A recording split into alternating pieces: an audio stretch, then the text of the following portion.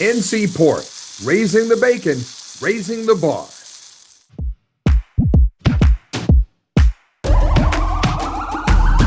This is the moment we waited for. Everything you want is right here. We gon' give them what they came for. We gon' take it up from last year. Shoot 'em my shot, boy, I'm long range. Me and the team on the same thing. Stayed down, never switched up. Only thing changed was the game. I'm in the zone now. Nothing can change what we on now. When I pull up, know it's going down. Foot on the gas, ain't no slowing down. Aiming for greatness, no settling. Kick down the doors, they won't let me in. Taking no L's, yeah, I gotta win. Watch me kick down the doors, they won't let me in. Who running the game now? Foot on the gas, can slow down. No, my team, we holding it down. We know we running it now. Watch the game change.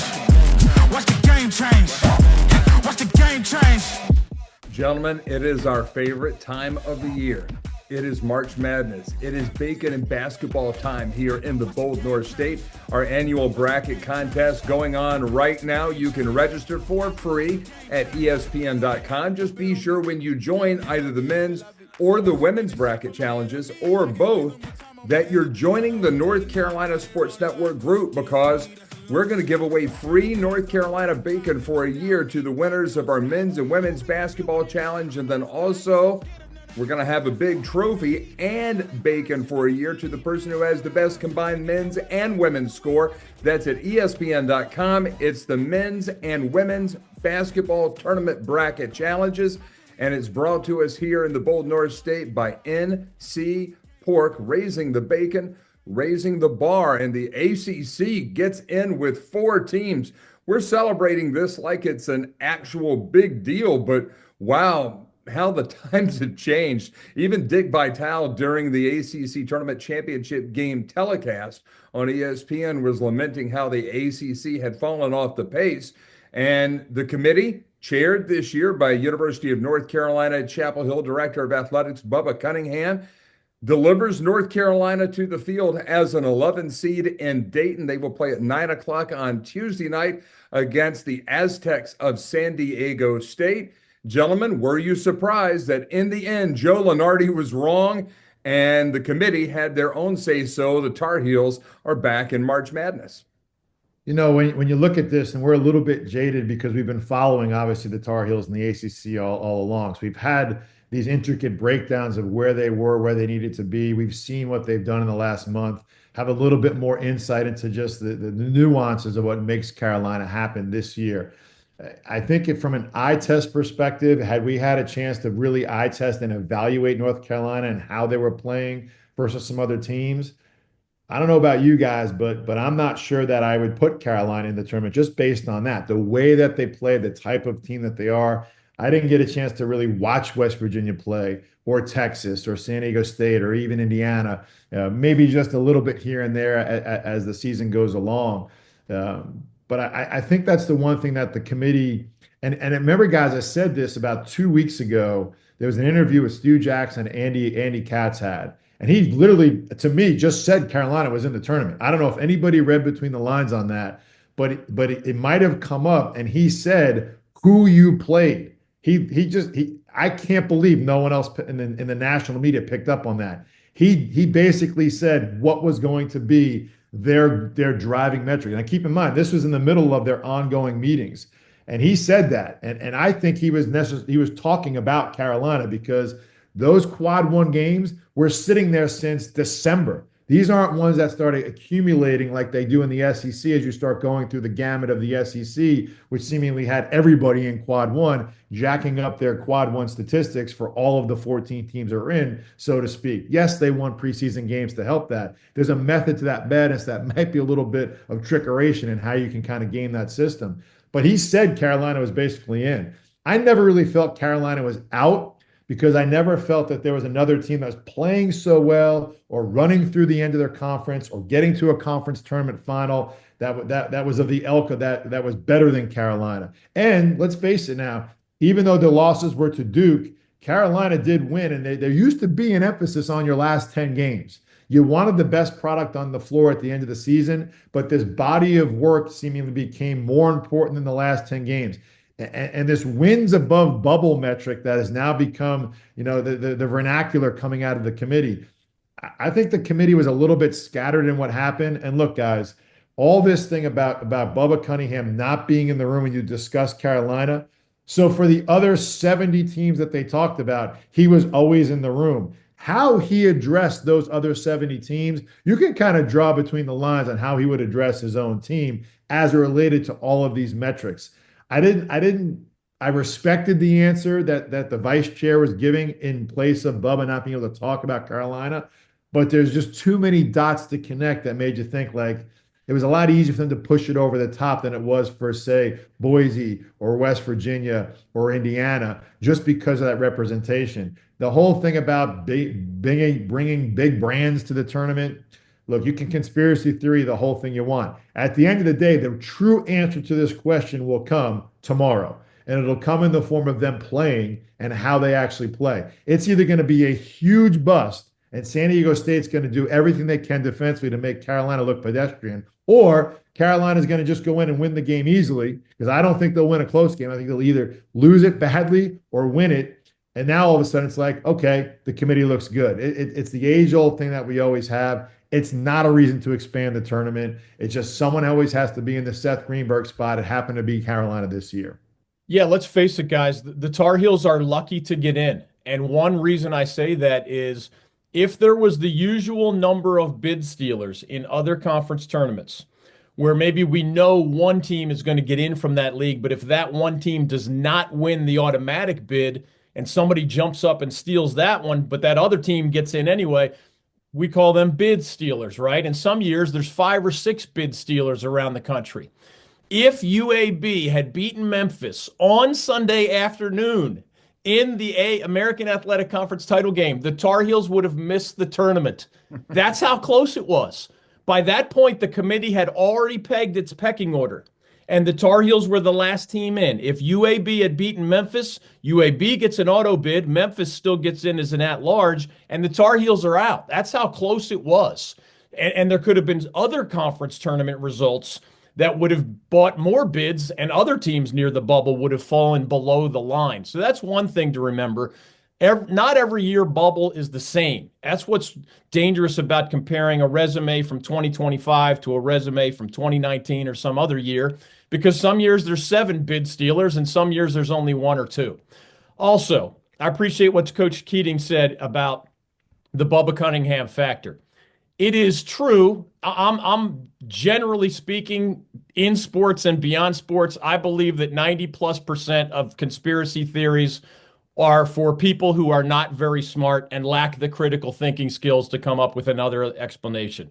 Conspiracy theories are taking over the world, and I think it's mostly ignorant people who believe them. It is both true that you can say that the committee executed its duties in a matter of integrity, without cheating, without any backhanded deals and TV executives lining somebody's pockets to make sure a big brand gets in. We don't have to go all the way to the conspiracy theory, but it is also fair to say what Coach Keating said. Bubba Cunningham's opinions about a whole bunch of other teams imply what he thinks about his own team. Of course, that helps shape the narrative about how much weight you put on this factor versus that factor. I will remind folks this, though. West Virginia, first team out, 2 of the 4 best wins for the Mountaineers came with a player who was out for the season with an injury. So it is fair, and it is part of the fabric of the discussions that you are allowed, in fact, should weigh in, that 2 of West Virginia's 4 best wins were with a player they will not have available for the NCAA tournament.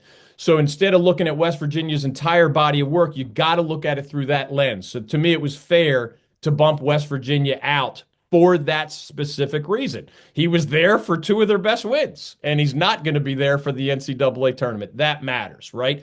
Also, I remind folks, one of the reasons that so many people were shocked that Carolina got in, the most repeated metric, probably even on our show for months, was quad 1 victories, quad 1 victories, quad 1 victories. We all know Carolina was 1-12 in quad 1 victories. I've been in a mock selection committee setting. That's not the only one on the grid, right? There's quad 1 record here, and then there's a whole bunch of other things. If you lump together the last 4 in and the first 4 out, so a total of 8 teams, closest to barely make it and the closest that ended up missing it. Of those 8 teams, the Heels were last in their quad 1 record. They were first in net.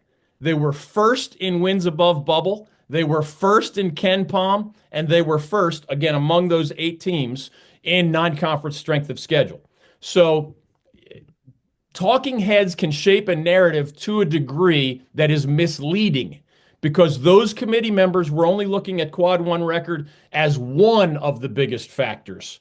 And those other things, much less discussed, all favored the Tar Heels. Now, in the end, would I have put the Heels in? No, they would have been one of the first 4 out. Because I think bottom line, if I were a committee member, I would say I admire the heck out of the fact that they ended up with 13 quad 1 games. But they fell short 12 of those 13 times. And I would have found somebody who had more high-end wins. That's where I start my evaluation of the team. Any team. What are your best wins? And I think the Heels failed that test. They should consider this a gift. They belonged in the conversation. The Heels belong because of those other metrics. But man, did they get the benefit of the doubt. They should consider themselves playing with house money. But I think they're a lot more dangerous than 10 seeds and 11 seeds and 12 seeds and 13 seeds and 14 seeds. And we'll see if they can pull that off starting against San Diego State. I probably would have left Carolina out too, but I think it goes back to how I felt after that semifinal loss to Duke on Friday night, because the Tar Heels really didn't do a whole lot throughout the course of the year. They only have 1 win of any merit, and that's over a mid UCLA team. In every game where Carolina was playing a quad 1 opponent or an equal opponent, they got down, especially against the better teams. They got down big. And you can pat them on the back and say, hey, that's a valiant comeback that you had against Duke in the semifinals of the ACC tournament. But what the heck are you doing down by 21 points in the first half of the ACC semifinal? It reminded me of that scene out of Tin Cup, where Tin Cup, Roy McAvoy pars the backside at a U.S. Open qualifier. He parred the backside with a 7-iron. He looks at Don Johnson. He says, hey, have you ever parred the backside with a 7-iron? He said, Roy, it never occurred to me to try. I mean, really, why is Carolina continually not getting better between November to December to January, February, and March, and everybody gets excited when they beat up the worst teams in the league? I mean, I'm with you exactly. It also bothers me that you'll see a lot of mid-majors, and we'll talk about this throughout the month, but a lot of mid-majors now, because of these new rules and these different postseason tournaments, you can win your regular season championship and go nowhere in the postseason. I mean, it just does seem to be a little out of whack. Obviously, the committee rewarding people who schedule good teams, but at some point, you really do have to win games. We will move on. North Carolina, their first game on Tuesday night. They are a 3.5-point favorite in that first 4 game against San Diego State. And the get-in cost right now, $59 in Dayton, one of the better places that you can see really cool basketball. But Carolina, a 3.5-point favorite. Guys, do you feel like that's a fair line for the Tar Heels and the Aztecs? Well, Mike, I'll tell you this. I think it's likely to be a close game, and I know this part to be true. Carolina better be ready for some of the most intense defense it has faced this entire season when San Diego State comes to town. I think a lot of casual college basketball fans will remember Coach Brian Dutcher from his Final Four run. They actually played in the national championship game before losing to UConn. That was just 2 years ago, San Diego State. And one thing that's similar, not a lot of the same players, hardly any actually, but one thing that's similar is that the Aztecs were the best defensive team in the Mountain West Conference. They were top 15 defensively. They get out in your grill. They have a 7-footer who was the defensive player of the year in that conference, although he has been out for a while with a knee injury. He hasn't played in almost a month, but he is expected to play against the Tar Heels. Where Carolina is going to have to try to win this game is that the Aztecs are not a great offensive team. They are not a great three-point shooting team. They were next to last in their own league at only 31% beyond the arc. So it gets back to that question we've talked about many times, the Carolina backcourt chemistry. I don't think the Heels are going to have great inside-outside balance against a San Diego State team that absolutely swarms you as well as any team I've seen all year if you try to penetrate into the paint or you hit some shots. And whereas RJ Davis has become a better three-point shooter lately, it has been a guessing game as to whether Ian Jackson's going to hit threes or not show up at all. Seth Trimble's been a fantastic defender and a driver to the basket, but he has lost confidence in his three-point shot. Jalen Withers could be the guy who goes 7 for 10 and sets the three-point record for the all of Carolina history in a single game at the ACC tournament, or he could be the guy that makes mental mistakes like stepping in the lane, or has a cold shooting night as he did in the aftermath of that impressive opener in Charlotte. We're not sure what we're going to get from an Elliot Cadeau offensively. Even Drake Powell, a brilliant defender and a really good player overall, the freshman, he has been up and down in terms of just his scoring and his three-point accuracy. So that's a guessing game. If Hubert Davis can get his guys to share the ball, find each other some quick open looks against a brilliant San Diego State defense, they need those threes to fall if they're going to take care of the Aztecs on Tuesday night. And we'll go back to November, guys, to find their best wins of the season, albeit they're pretty strong ones. They beat a Creighton team and a Houston team right now. The end of the season as strong as anybody. So they're not going to be afraid of the competition. Not that they would, regardless of who was on their schedule. But David, I think you hit the nail on the head. And obviously having some familiarity a little bit more with Brian, having spent some time on the West Coast, know the type of kids that he has in his program. They are extremely defensive minded. They like the game in the 60s. When we were texting pre-show talking a little bit about this, if this is 14-8 or if it's in the teens at the 12-minute timeout, that doesn't bode well for the Tar Heels. And we already talked about their propensity to get down early in the game. They need to get off to a really good start, and they need to have shots going in, or at the very least need to establish some defensive presence to go up man for man and make it a defensive slugfest, at least early on.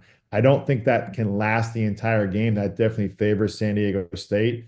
And I think this is something that you're going to find out. It's not going to be a very aesthetically pleasing game unless Carolina finds himself getting stops, getting out in transition, finding whoever's making shots. And I think in this case, it would be very wise of Hubert and staff to really lean on RJ to really set the tone for how this game is going to go. It's a quick turnaround. It's not normal. You don't have the entire week to enjoy all the festivities and the hoopla of the opening round necessarily. It's a first four game. It's not something that we're accustomed to having Carolina in, but it's a game that if you have the right mentality, you can really take control of right away.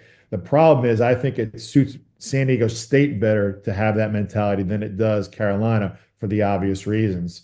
It's going to be very, very interesting to see how they attack this defensive mindset that Dutcher and San Diego State have, and knowing that San Diego State has some horses that can win some big games. Again, you go all the way back to November to find those Creighton and Houston wins, but I can guarantee you they'll be leaned on by the San Diego State staff to know that there's confidence in beating. Because again, guys, when we're in this vicinity and we have familiarity with Carolina, once you remove yourself from that. And you kind of take Carolina for the brand that it is, you expect something different. It's just hard to overcome that. Carolina, Duke, Kansas, UCLA, Indiana. The kids nowadays kind of relate at a very short memory of that. Like, so they see them for the brand that they are. They may give them a little bit more respect than they kind of deserve.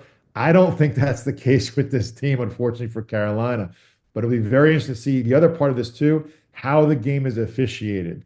In these physical, defensive-minded games, I've always found that the officiating crew and how they adjudicate the game, if you will, early on, has more of an impact on the first round and in the first four than maybe anything else outside of shots going in or just some bonehead plays or just some things you really, can't control, but you don't do a good job of.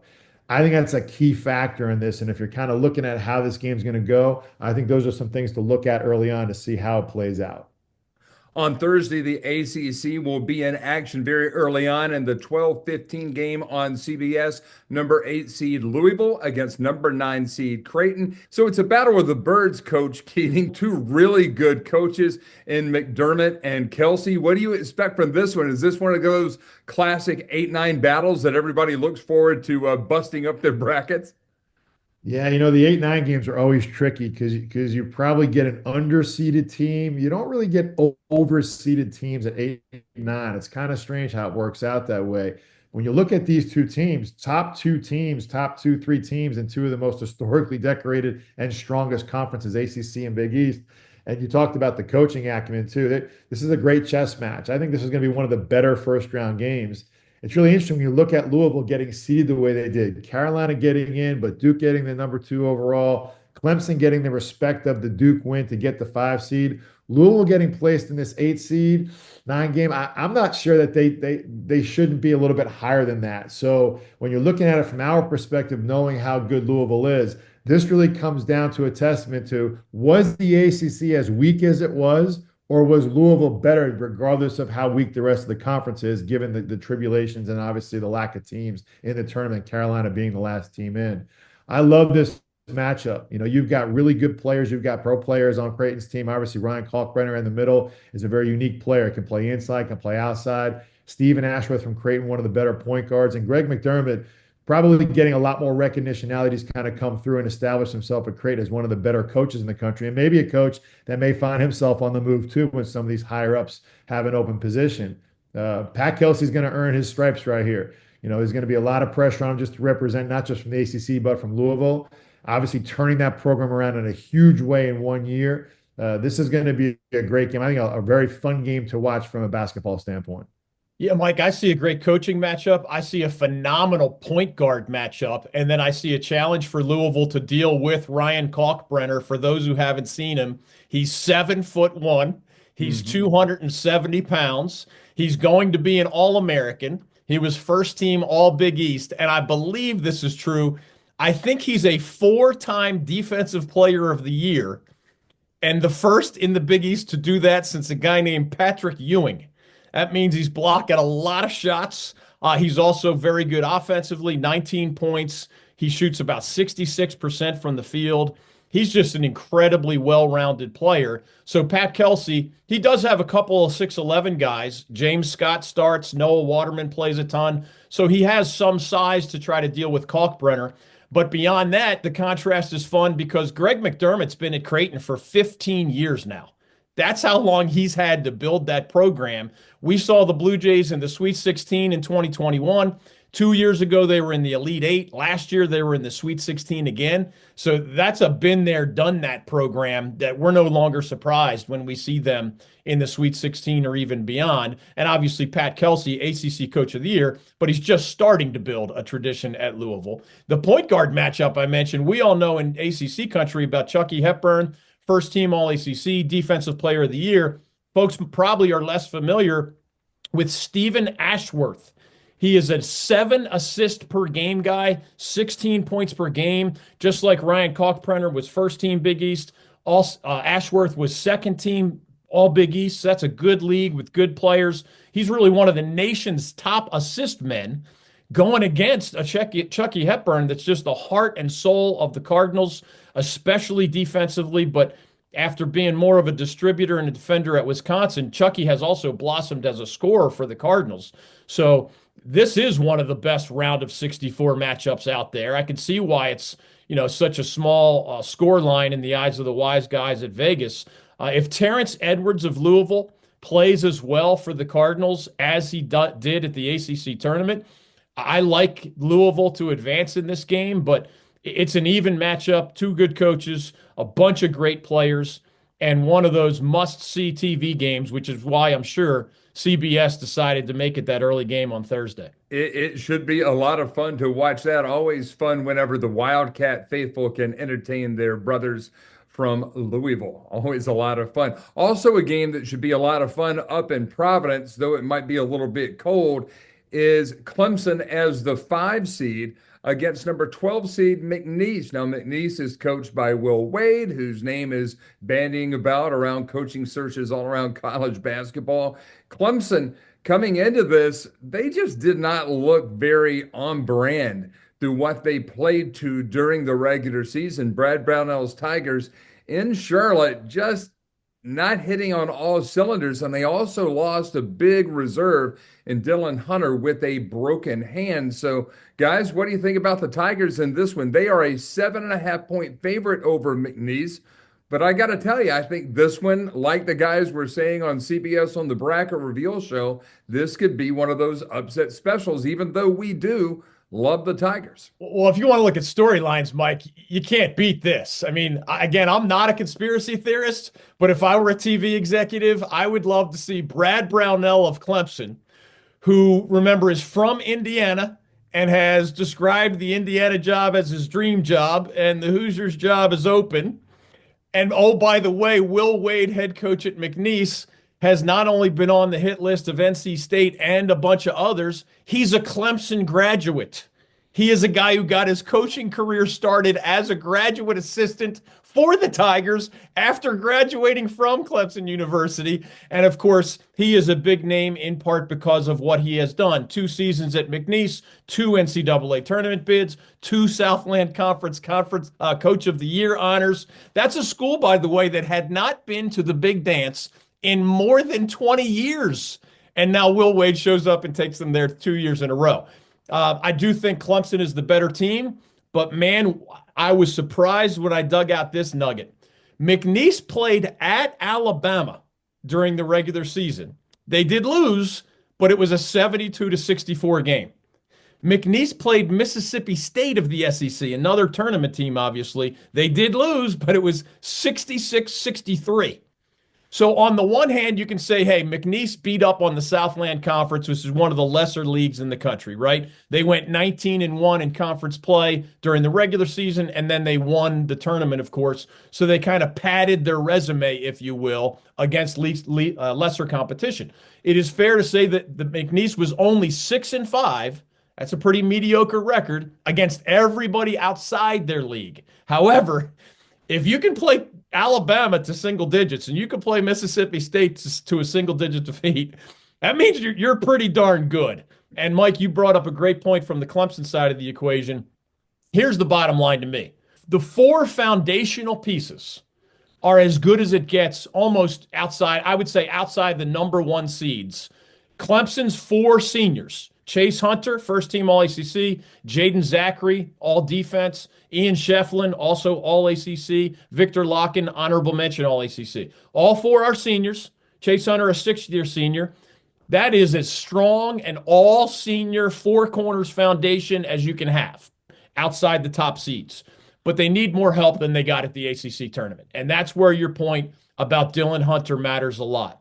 Just like when John Shire needed depth, there was Isaiah Evans, freshman sharpshooter off the bench. There was Patrick Gongba, reliable post player off the bench, right? Brad Brownell did not have that in Charlotte. And when he needed either Chauncey Wiggins or Dell Jones or Jake Hyde-Breeder just to give him that boost off the bench or sometimes, plugged in as an emergency starter because of an injury, he didn't get that help. And it might not, Clemson may be good enough to beat McNeese without that fully healthy roster because Hunter's not coming back from that broken hand. Chase Hunter's going to need to carry the freight. I think he'll be good enough to help them past McNeese, but this is a good McNeese basketball team. Anybody who might remember what Kadir Copeland from Syracuse, he is now McNeese's starting point guard and a really good player for them. They also had the player of the year in that conference, a UMass transfer named Javon Garcia. And they had the defensive player of the year in that league, a 5th-year senior named Christian Shoemate. So they're not going to be afraid of Clemson. I can promise you that. And, of course, lingering in the background is all the coaching search stuff, which is just phenomenal drama lingering behind what I think is going to be a good basketball game. What's interesting about this, guys, I think that the contrast in styles, not on the court, but off the court, in the case of the coaches, will actually show up during the game, right? Ken Brad and his stoic behavior and the way he goes about coaching his team. And Mike, you mentioned this in the intro. Clemson hasn't been their best like they have been in January and a little bit of February, but it is there.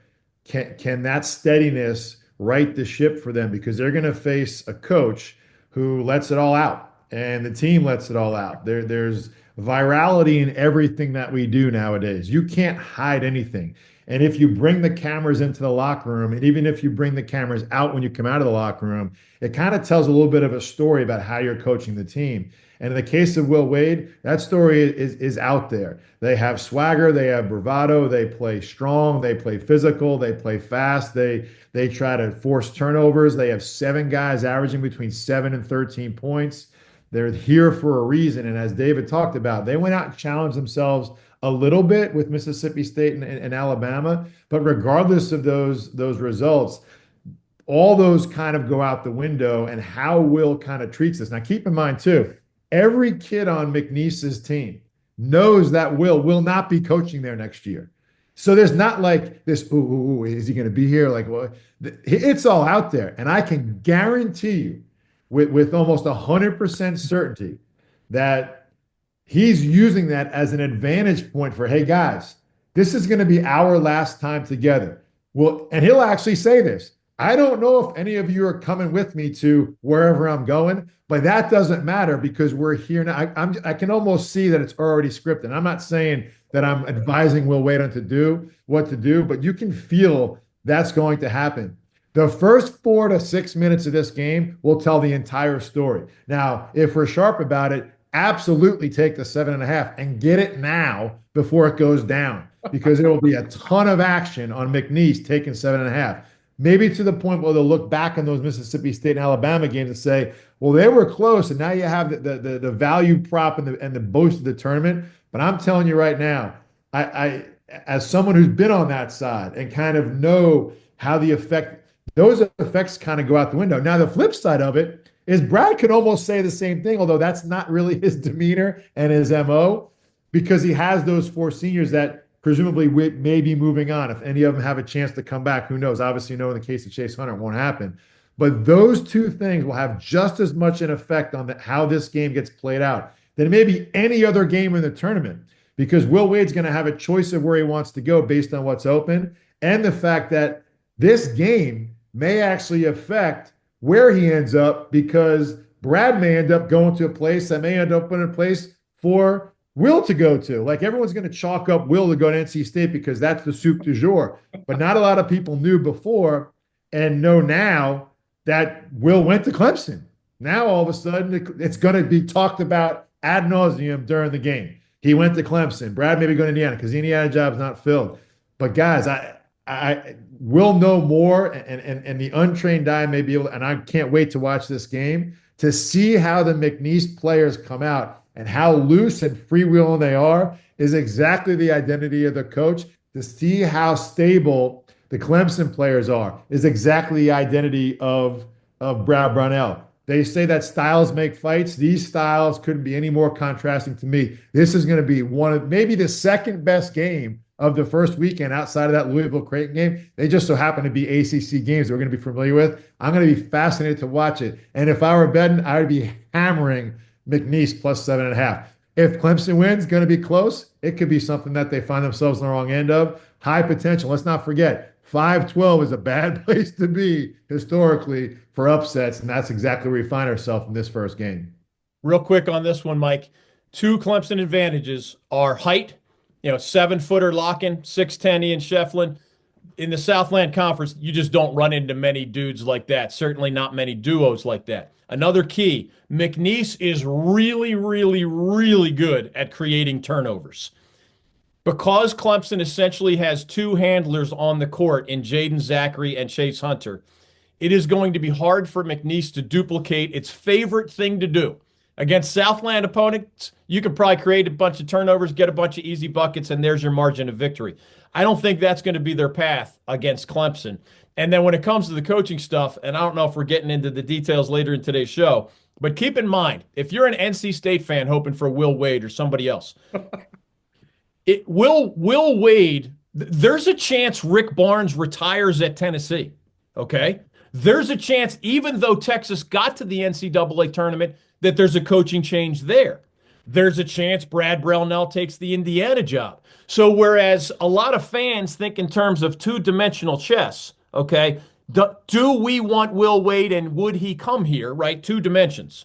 This is 4-dimensional stuff where there are agents and advisors out there who know the answers to questions that we may not know, and even if we did know, we might not be able to share because of confidences. Is it really the year Rick Barnes retires at Tennessee? It might be. Does Texas, high-profile school with a huge budget, have a vacancy? Does Will Wade's alma mater end up with a vacancy? The timing on all these things could really throw out of whack various schools' coaching searches. Because if Will Wade's mentality is to wait and see about these other dominoes falling, that could take a while.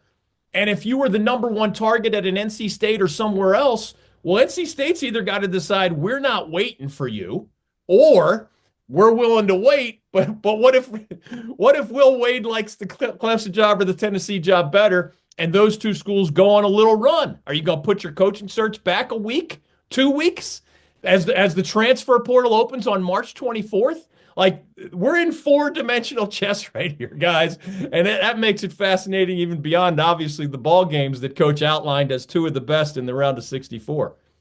Another guy who might be into that coaching carousel right now is Takeo Sittle at UNC Wilmington, and they are one of two non-ACC teams out of the state of North Carolina who will be playing in this year's NCAA tournament. The Seahawks are the number 14 seed as the champions of the CAA, and they will be playing against number 3 seed Texas Tech at the Intrust Bank Arena in Wichita, Kansas. Now, nothing says excitement in terms of a travel log than Wichita, Kansas. So everybody will be focused on basketball when the Seahawks and the Red Raiders do battle. It'll be a 10-10 tip on True TV on Thursday night. Carrie, David, this is another one of those games that everybody's going to probably pick Texas Tech, but Takeo Sittle and the Seahawks are playing pretty good basketball right now, and they're the type of team that doesn't shy away from the spotlight. They seem to go to big places like Kentucky and win on the reg. So this one could be one of those upset specials in your bracket. Texas Tech will be a trendy pick to make the Final Four. They're very well coached and actually had a great year, and their statistics and their metrics match up to that. And I kind of liken them to, my alma mater the year they made the Final Four. When you're a 3 seed, it seems to be historically the first game of the tournament is always your toughest one.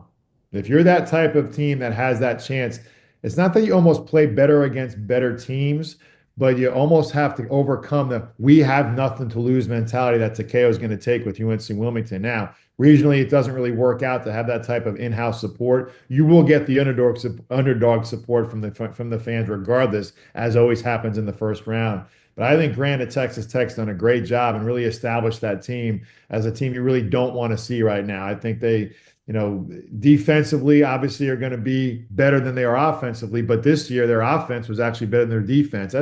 That's a game that, if you're a UNC Wilmington fan, you're happy to make it. I really don't love the matchup for them because I think Texas Tech is one of those 8 teams that actually statistically should be in the Final Four if they do take care of business.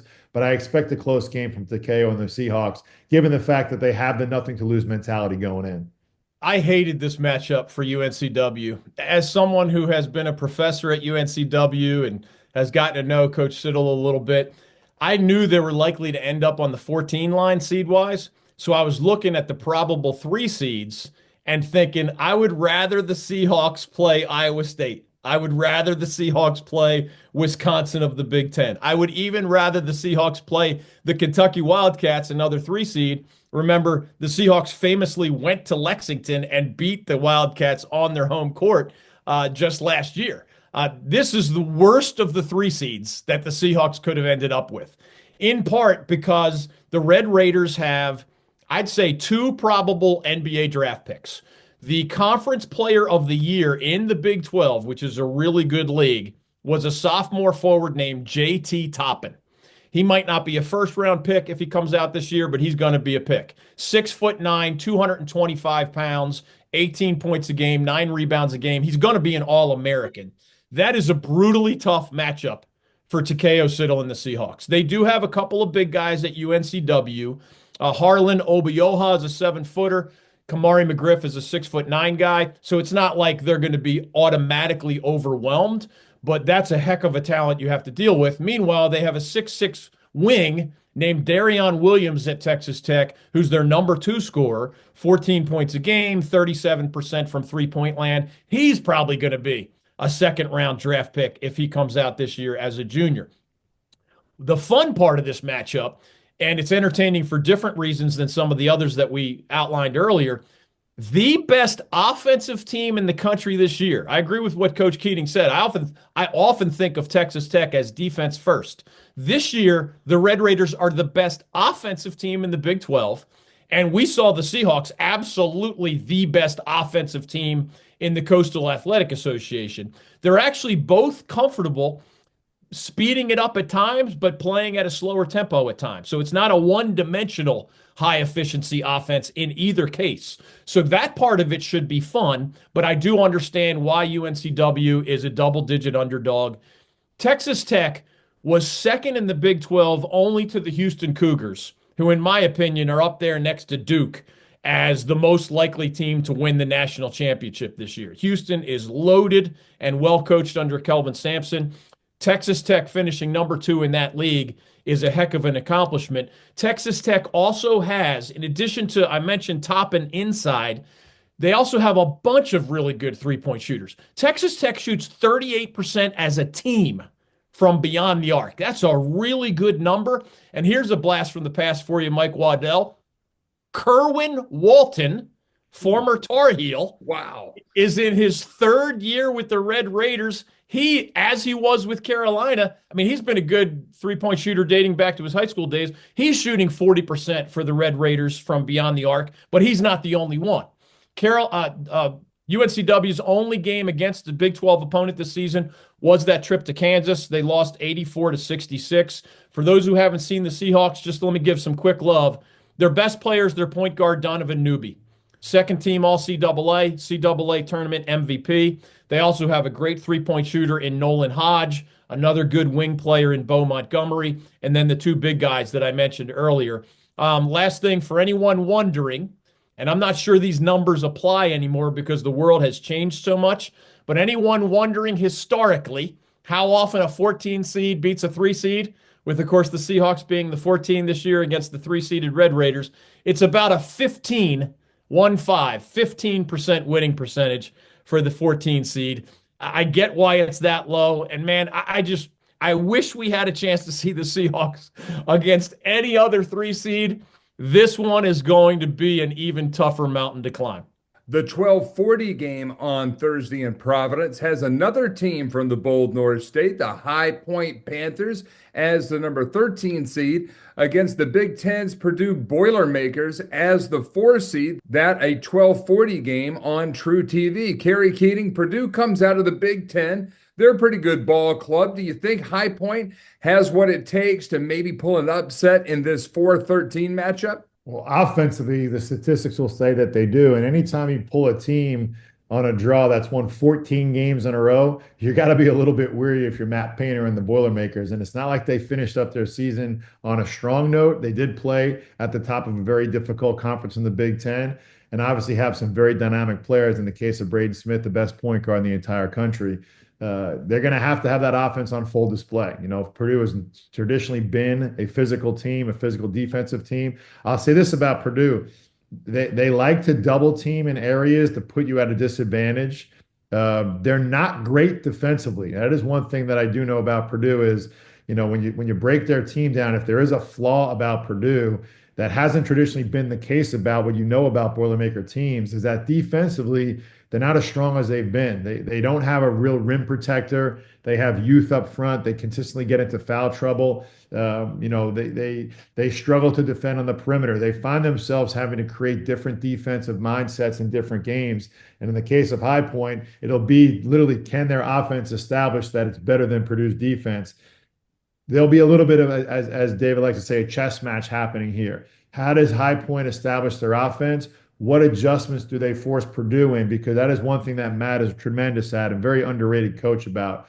Even though that they do have some defensive prowess historically, and that's part of Matt's MO, one thing that he tries to do is make quick adjustments during that game. And I think in tournament games, it's kind of been feast or famine. We saw them lose as I think, a 1 or a 2 seed recently. they've had some monumental upsets. And it's not because necessarily their team wasn't good enough. It's because the matchup presented that they couldn't make the defensive adjustments quick enough. I think in the case of High Point, a really good offensive team, albeit maybe not against the strongest of competition, but when you're winning, you're winning. You can't replace that. And as I mentioned, coming in on a 13, 14 game win streak, winning your conference, taking care of business, and the first time ever. We talked about all the outside ancillary details that can kind of affect these games in the case of the other ACC matches we talked about. This is something also. There's going to be a lot of hype, a lot of excitement. The first time ever for High Point to be in the tournament, go out and represent the right way. This is a very dangerous team from an offensive standpoint. It'll really come down to if they force Purdue to make any defensive adjustments early in the game. Yeah, Mike, the classic line from the movie Dumb and Dumber is, so you're saying there's a chance. Here's a great fun fact for any High Point fans hoping for an upset here. Not only does High Point have that 14-game winning streak Coach just mentioned, which, by the way, is the second longest of anyone in the 68-team field, Purdue has lost 6 of its last 9 games. They are not playing their best basketball lately, so that should provide at least some hope. The other one, Dumb and Dumber style, is that High Point's greatest strength is a perfect match for Purdue's greatest weakness. And what I mean is, if we looked at all the mid-majors and low majors in the entire country, one of the most efficient offenses, again, outside the power conferences, is the High Point Panthers. Alan Huss, the second-year head coach at High Point, and shout out to him because that school's been in Division I for a little bit more than a quarter century now, and this is that maiden voyage in the NCAA tournament. He won the regular season in the Big South last year and this year. They had a devastating loss in the conference tournament a year ago. Otherwise, that would have been their first trip to the big dance. But Alan Huss is an offensive mastermind, formerly of the Creighton Blue Jays, as a player and as a coach. And they have some similarities in how they play. And he has shared with us on the David Glenn Show how his recruits have to meet certain offensive analytics in addition to some, unselfishness and other, personality traits. And the pieces are fitting nicely. Another thing to remind fans of about this one is that in this new world of the transfer portal and immediate eligibility, the starting point guard at High Point, Keza Jiffa, former JUCO star. The starting guard, Damarian Williams, really good player, formerly of Texas Tech. The best forward, maybe their best player at times, Kamani Hamilton, formerly of Mississippi State. Okay, so this is talent that has sort of drizzled down from the high majors to be a part of this brilliantly put together mid-major team. And High Point has something very few mid-majors have as well, a 7-footer that can actually play. You might see 7-footers on those rosters, but they're usually bit players, small role players. Jocelyn Bodo is 7 feet tall and 255 pounds, the High Point starting center. He was the Big South Defensive Player of the Year. And oh, by the way, one more guy, Bobby Petterford, their backup point guard at High Point, is formerly of Kansas and East Carolina. I mean, if you're good enough to sign with Kansas out of high school, as with some of these other guys playing in, the Big 12 or otherwise, SEC, this is not your typical mid-major team of yesteryear. It is being built that way more commonly now. But Purdue without Zach Edey, remember that's the 7'4" guy now in the NBA, they're not great defensively. The problem for High Point is Braden Smith, the Purdue point guard, is the Big Ten Player of the Year and might be a first-team All-American. Really good player last year on their Final Four team, even better player this year. And their other all Big Ten first-team guy is Trey Kaufman-Renn, 20-point-per-game guy. Without Edey, they're just brilliant offensively, and Matt Painter obviously is a very respected coach who took them to the title game just 1 year ago.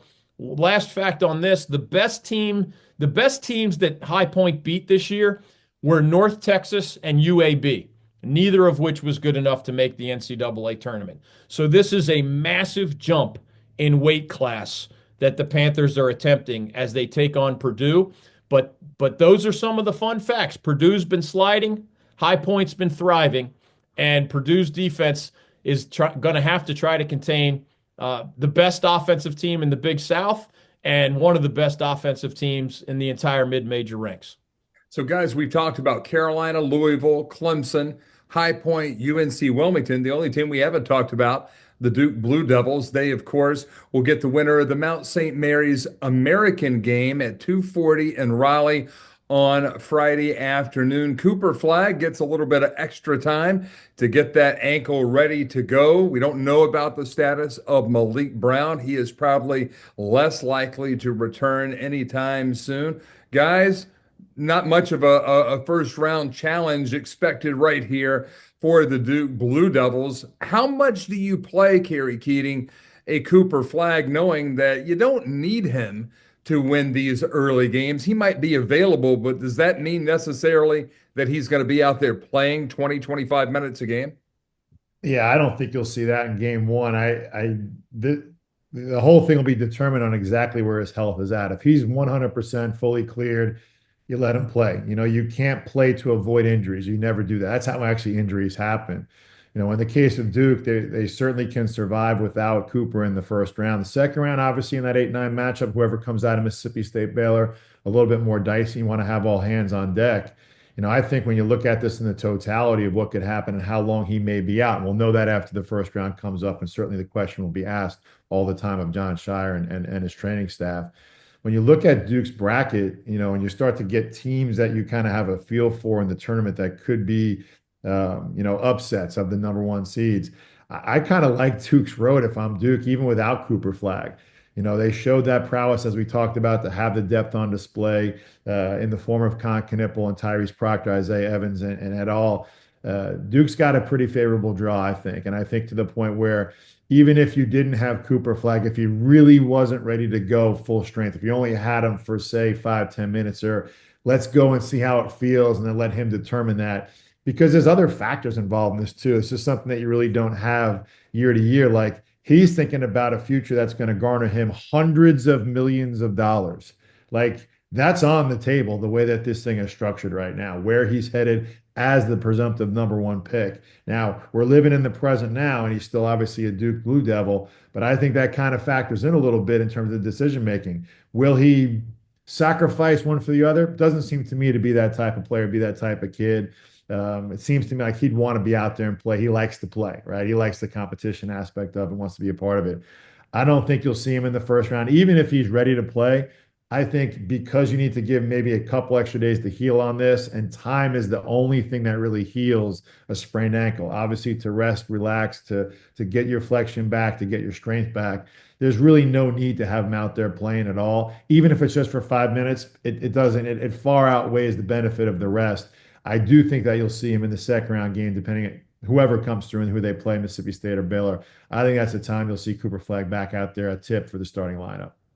I wonder, Mike, if the Duke mentality is going to be let him break a sweat against either American or Mount St. Mary's, because I don't want his first game in, what would that be, about 10 or more than a week, to be against a team that's capable of beating Duke in round two. Like, I believe Duke, as Coach said, is the easiest team for me to pencil into the Elite Eight.